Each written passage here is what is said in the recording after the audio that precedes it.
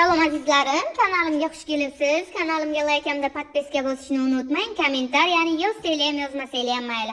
Xullas kalom, biz Sankt-Peterburg shahridamiz. O'rtoqlar, bugun bizning oilamizda ajoyib bir somsachonni tayyorlaymiz. Uning uchun bizga birinchi o'chirida xamir oshini yaxshilab tutib olish kerak bo'ladi. U orada esa 15 daqiqa xolodilnikka qo'yib qo'yamiz. Sababi yumshoqqina bo'ladi hamda yoyilishi yaxshiroq bo'ladi.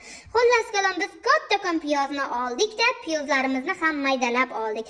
Men har doim bozorga borsam katta piyozlarni olaman, sababi ishim tejamli bo'ladi hamda kamroq vaqtim ketadi.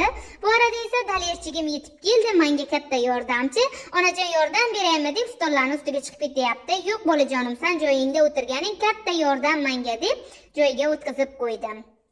So'ngra esa go'shtimizni kerakli bo'laklarni bo'lib olib, ularni yuvib keldimda maydalab to'g'rab oldim. Bu arada pichoqlarimiz ham o'tmay qolibdi. Ularni kosaga o'tkirlab olib, go'shtlarimizni mayda-mayda qilib to'g'rab oldim. Xullas kalom, u yerda bo'l, bu yerda bo'l, er kelganda uyda bo'l degan maqolga amal qilib, xo'jayinim kelgunga qadar shiringina somsalarni tayyorlab qo'yishga harakat qildim. Katta o'g'lim ko'chada, maydachamiz esa meni yonimda o'rtoqlar. Bularni yaxshilab maydalab oldim va yumshoqqina bo'lishi uchun suv ham qo'shib yubordim. Xullas kalom, ichini tayyorlab oldik o'rtoqlar. Xamir oshimizni olib kelamiz va ularni yaxshilab yoyib olamiz o'rtoqlar. Bularni kengaytirib mayda-mayda bo'lakchalarga bo'lib olamiz va bularni birin-ketinlik bilan yaxshilab yoyib olamiz. Xamir oshlarimiz ham biram yumshoqqina bo'libdiki, ularni mazza qilib yoyib oldim o'rtoqlar.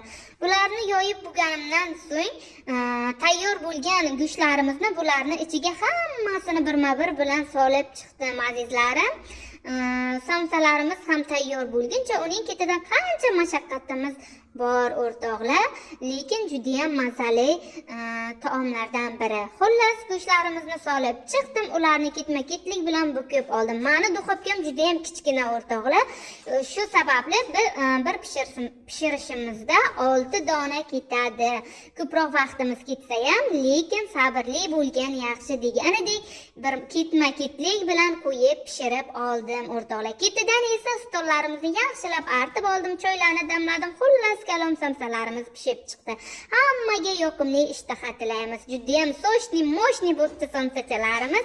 Kelinglar, hammaga yoqimli ishtaha o'rtoqlar. Kelgusi videolarimizni sog' omon ko'rishguncha hammamiz Allohga omonat bo'laylik. Like bosishni albatta esdan chiqarmang azizlarim. Xullas kalom, shunaqa gaplar.